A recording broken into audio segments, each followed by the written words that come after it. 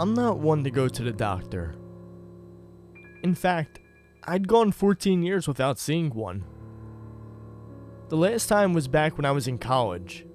I'd be sitting in class, trying to pay attention, and I'd feel this stinging pain right in my crotch.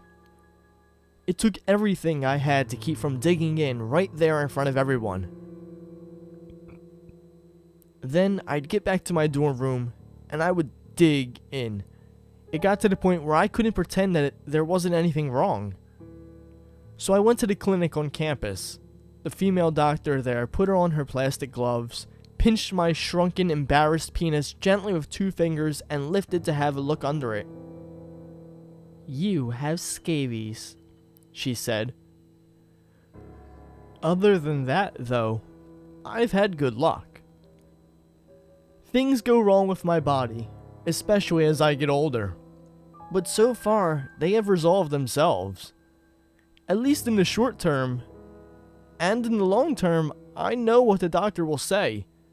That I drink too much, I shouldn't smoke, I should eat better, and I should exercise more, instead of posting on Reddit all of the time. I know all of that. What do I need a doctor for? But last week, on the 6th day without a bowel movement, with my stomach painfully bloated like I was pregnant, I called the doctor.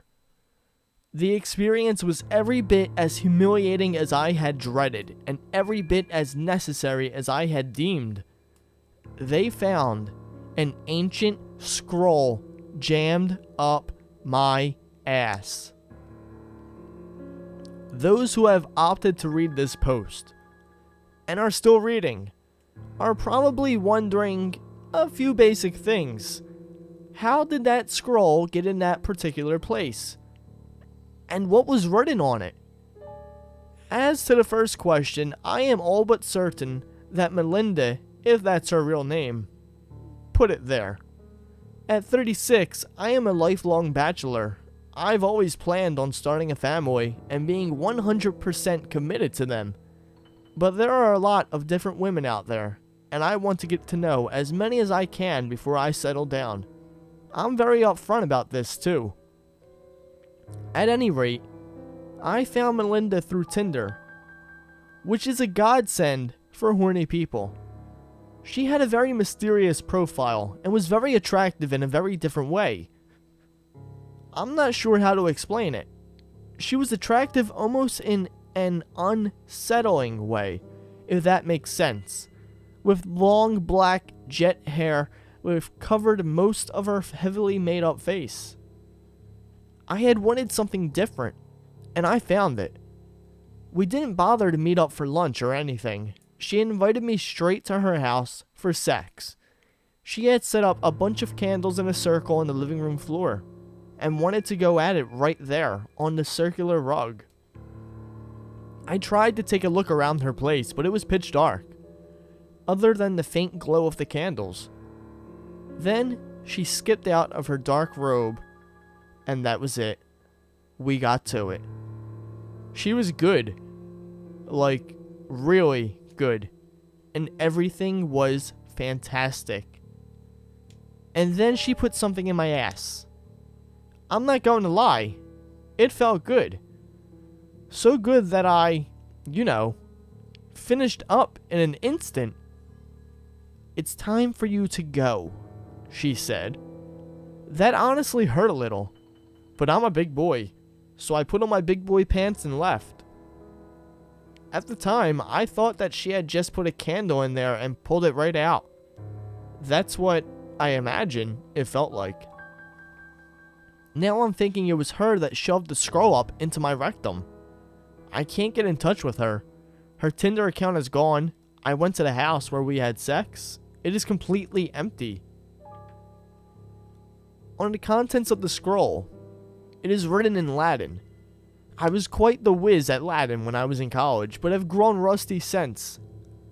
I doubt I could have translated it even back then. First, because there are no spaces between the letters, so it's hard to tell where one word ends and another starts. And next, because it is written in Old Latin, while my studies were in Classical Latin. I keep in touch with my old Latin professor on Facebook, Christina. We had a brief affair, reading Ovid to each other and then humping. I sent her some scans of the scroll and she got really intrigued. "That looks authentic," she wrote. "Where did you find it?" I didn't want to tell her that they had found it up my ass, so I told her that a lover had given it to me as a gift, which, as far as I knew, was true enough. "Can you translate it?" I asked. The next day, Christina sent the translation. "It seems to be a weird mishmash of iambic pentameter verse and rambling prose," she wrote. "I did my best to make sense of it and preserve what I believe is the intended tone. It's very bizarre." I have Christina's permission to share her translation. The first bit is verse. Here's what it says. "When the day is dark and the night is bright, when the swarm begins its calamitous flight, when the deer run howling through the wood, then it is time to don your hood. Let the blood flow, a river deep and wide, leave the lamb no safe place to hide. Sing it once, then sing it once more. Mistress, oh mistress, please open the door." As if that weren't creepy enough, the next part goes into the rambling prose that Christina mentioned. "I've lit the flame 5 times. It keeps going out. I think it goes out because I light it. If I didn't light it, I think it would burn on and on like the stars above the battlefield, like the sun above the bodies bleeding out, stinking under the sun, rotting, all the little insects, all the deers, my lovelies, my heart. Feast, my friends. Dine on, and please let this flame stay lit because the sun is gone. I thought it would burn forever. I thought the stars would burn forever. And now everything's gone like a yesterday that nobody remembers." After that, the thing really starts to go downhill. Christina says that it seems to devolve into a series of unrelated words, some of which she can find no record of ever having existed. There is a lot of this part, and it's all nonsense, so I'll just share a sample so you can get the idea. "A person is throwing, a person is climbing, swords, to the little farmhouse with the rivers." Unknown verb. "The biggest things of the girl swiftly, therefore." Unknown noun. There's like 1,000 lines of this, and then the whole thing wraps up with a couplet once again in meter. "What's come and gone shall come again. I'll see you through the door, my friend." Over the next few days, Christina sort of got obsessed with the scroll. She kept asking who gave it to me. Finally, I told her the truth about Melinda shoving the thing up my rear and then disappearing off the face of the earth. Yesterday, Christina sent me a message. "I'd really like to come down and see it in person. Would you let me?" "Sure," I wrote back. "That would be fun. We can read some Ovid together." "You haven't changed a bit, have you? Anyway, I just bought my plane ticket. I'll be there tomorrow night. Looking forward."